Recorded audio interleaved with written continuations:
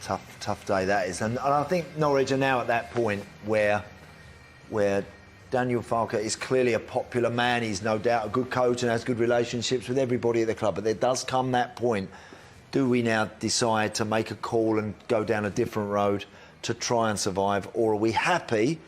And all the kind of, I think all the feeling is, Steve, that they're happy being where they are in their space, where they go up, they come down, they go up, they come down, and they're in that sort of world. And they're almost like they accept that. There's a galaxy of difference between these two clubs. They are polar opposites in terms of the quality of the players and the mentality. Because the mentality at Norwich really is, as Karen just said there, you know, you feel like it looks like a team that they've got beat 7 today, but they'll keep doing what they do. They'll keep just doing this, keep doing that, and. Yeah, but you don't want to get beat 7-0 though, Andy. Like, no, or even go as a player, you don't want that mindset. It's just like I'm with you totally, but I don't see all the time you keep the same coach. You've got championship players, which is what they have. They sell their best player. When Dia went, they sell their best players normally, and so I can't even make a case for them to put. They've scored 2 goals all season. You know, did they have a shot today? Don't think so. I mean, Mendy and Thiago Silva can walk in the dressing room, take their kit off, put their clothes on, walk straight down the King's Road and go and order themselves something to eat. They'd not even got dirty, I don't think, or not even got a sweat on. It was like that one-sided. I thought the Watford performance against Liverpool was bad. That is alongside that today. You got the match ball under your foot there. Emphatic afternoon. Yeah. Obviously, before the game, we putting pressure on myself to get on the score sheet because it's been quite a long time since I did. And then 3 come around in the same game, so I don't think I've ever scored more than 1 in a game for Chelsea. So it's obviously a massive moment for me to get 3, and yeah, I remember this one for a long time. And nice of me to remember that it's 25 games, I think. The last time was the Champions League semis last season against Real Madrid. So you have been waiting pretty long time. Yeah, I've been waiting a long time. I mean, I felt like you put pressure on yourself, but I always was getting in the positions to score, but I just wasn't putting it in the back of the net, and I thought there's going to be a game when it's going to come off, and obviously today was the day. You got every twist today. You had penalty taken, a bit of VAR help, so they're all helping you now. Yeah. Obviously, the last one I thought might have been offside when I looked up and I see the offside check. I was praying, and obviously it was my luck today, and obviously the team as well. It's not just about me. I think the way we played, the way we started. I spoke to you before the game about intensity. It's an early kick-off, being at it from the beginning, and we was like that today. And the manager challenged everybody to step up and prove a point. Did we see that? Yeah, definitely. Players coming in the absence of some other players, and I thought it was brilliant. We was on it throughout the whole game, even though we obviously was a couple up going into the second half. We never stopped, we never dropped our standards, and kept going. Yeah, special day for Mason Mount, been at Chelsea since the age of 6, his first Premier League hat-trick. You can see what it means to him. Yeah, it's amazing. His journey, you know, he's been abroad, been at to his boyhood team, and he's absolutely smashing it. And the impact, you know, he's been out a little bit with his injuries and then slow coming back into the team, but there's no question about his impact to the Chelsea team. And for me, whenever I think Chelsea, I think of him. And when he's not there, I see that impact. And what's more pleasing was so many people saying he was like the teacher's pet. He's just completely gone, yeah, whatever. He's just kept going with his football and hard work, as you said, off air. And he's such a joy to watch. Yeah, and after 13 league games without a goal and questions being asked, 3 come along on one day. Yeah, very good. I'm with Karen. I think this kid is a special player. And probably his biggest attribute, in amongst all the quality he's got, is in the infectious nature he has about the pitch, that is love for his job. Yeah. You know, I see some footballers nowadays, they don't look like they love playing the game. They look like they're good at it, but they don't look like they love playing the game. And Mason Mount, to me, he looks like he loves playing the game, Karen. Yeah, and to be fair to him, like, he's even someone so young, he's still mature, because that was saved and he came off the line, but the ability to go again, because that's nerve-wracking. I know it might have been, you know, I think 5-0 at the time, but to step up and go again for your home team, that's a mental thing, because if he doesn't score that, he loses his confidence then for maybe game 2, 3, 4 of the next few. But again, it's his ability, his desire to run in behind. I thought the touch there might have taken it away from Ruben, but sets him up, and you get your just rewards for just being an all-round team player. And as you said, look at his smile, Andy. That's what you want to see, right?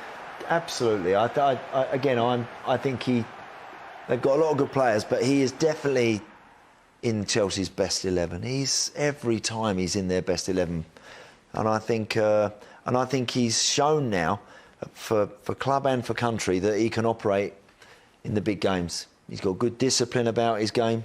He's an aggressive boy. He'll throw himself into a challenge, but you rarely see him getting up and getting involved in anything unnecessary. I think he's got a real sharp focus now about what to do. I'm getting in the box. I'm getting on the edge of that box. I'm getting my shots away. I've got to provide some output to stay in this team. And the team are now looking to him to kind of lead from that position. And you know what? He's doing that. I think he's tremendous. And talking of goals, you both highlighted Ben Chilwell's positioning at half-time. For club and country, he's now got 4 in 4 games.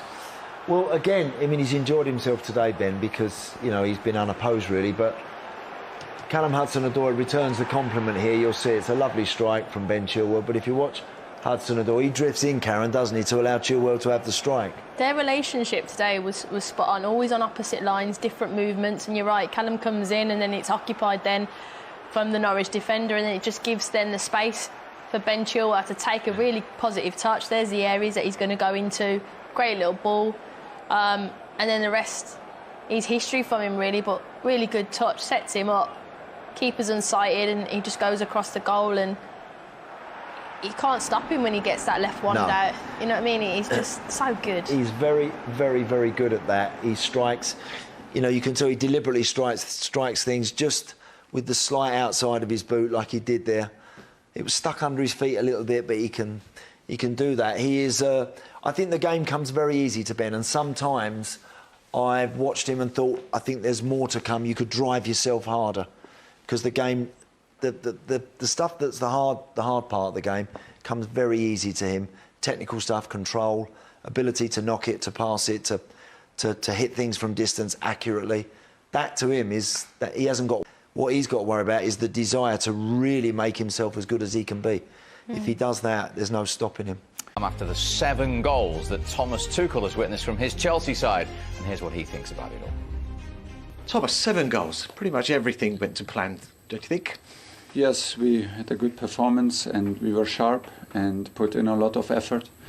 And so the result was that we have high pressing and many ball wins and could play a high rhythm and create a lot of chances, and were very precise today in finishing, and also a well-deserved win, okay, to score 7.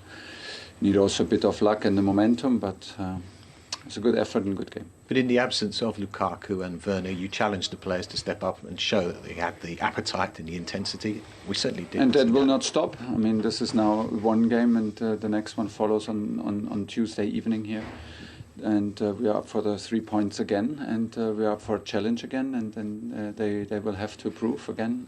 Is one game, and fair enough, and all the credit, but it's also only one game. Mason Mount's been waiting quite a while to score a goal. Yeah. Picked up 3 of them today.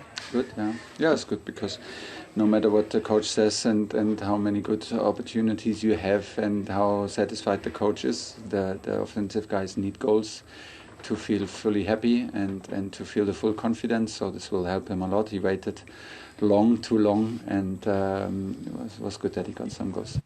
Some situation when you make 7 changes, you're without your club record signing and your other striker, and then you win 7-0. Yeah, lovely. I mean, it was a really impressive afternoon's work for Thomas Tuchel and his... And again, these guys now, these coaches, they have like a small army of people around them. He spoke about striker coaches there and all the people behind the scenes that go to put an afternoon like that together. And he spoke very respectfully, I think, of his fellow countrymen, of Daniel Farke maybe being in the complete opposite situation.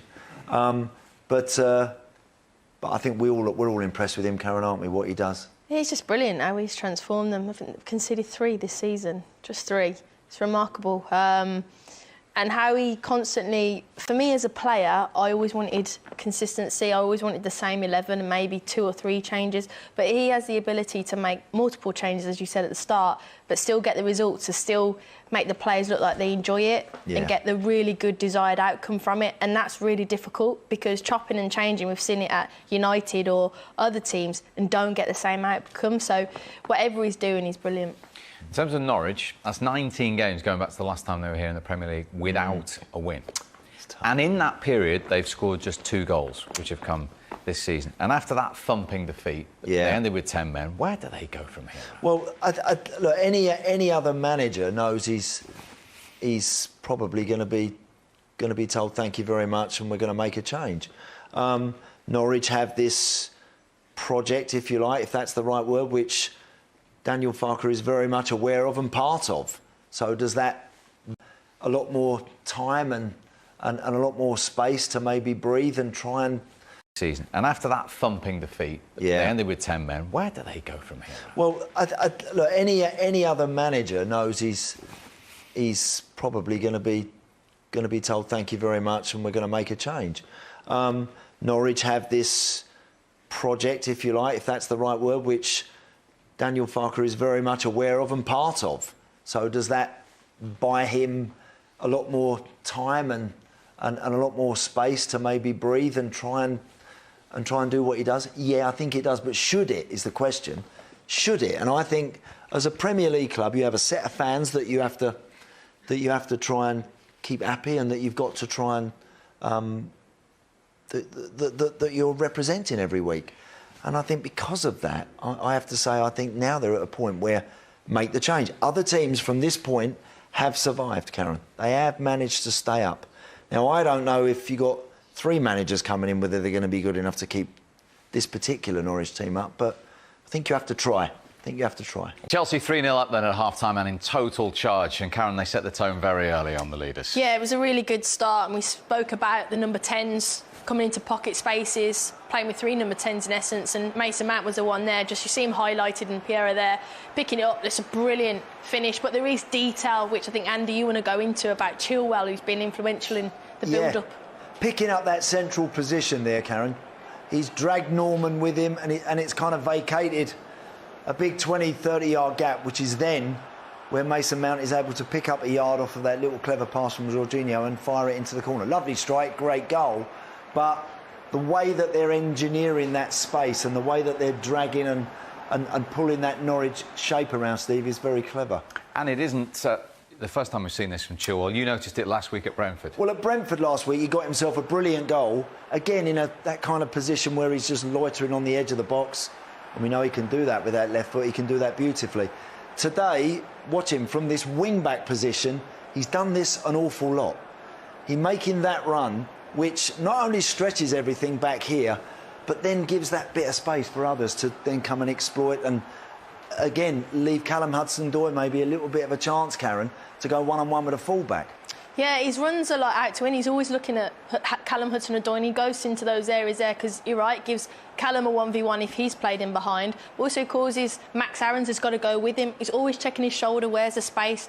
And I think it's just his game intelligence, really. Yeah. You know, he's not a left-back, he's a centre midfielder, he's a left winger. Yeah. And again, the formations are very similar, so he's trying to get his individual battle, but really intelligent running off the ball. Yeah, and that's difficult. That's not something that I don't think Norwich would have done a tremendous amount of work trying to cope with that. They would have expected Hudson-Odoi to be making those runs, Mason Mount to be running out to in from those forward positions, but the wing-back drifting right in there. We've seen a few other clubs doing that this season with their fullbacks, and it's another string to their bow in that position. It's very difficult to combat. We talked about Hudson-Odoi before the game, grabbing an opportunity. He's certainly done that. Absolutely, and again, though, I think that's credit to both Chilwell and himself. But I think, Andy, you need to talk about the sweeper in the build-up to the goal. Yeah, Thiago Silva there. You just see him sweeping and dropping away now. You watch Hudson-Odoi working Kabak. He drops short to go long. Grant Hanley now, come on, you've got to switch on and you've got to sense. You've got to smell there might be something happening, and he doesn't. He almost gets distracted a little bit. He's holding the line. He's a bit square and a bit flat. And one ball puts 4 yellow shirts out the game.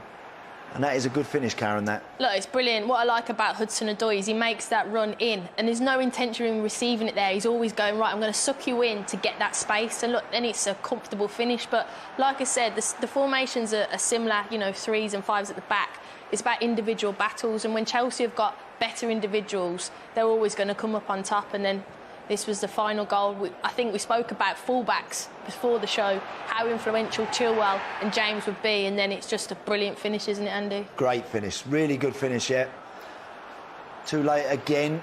Norwich just aren't quick enough in sensing that they're in trouble, and against the best teams, by the time you pick your head up and start chasing back, invariably it's in the back of the net, and I'm afraid that is game, set and match.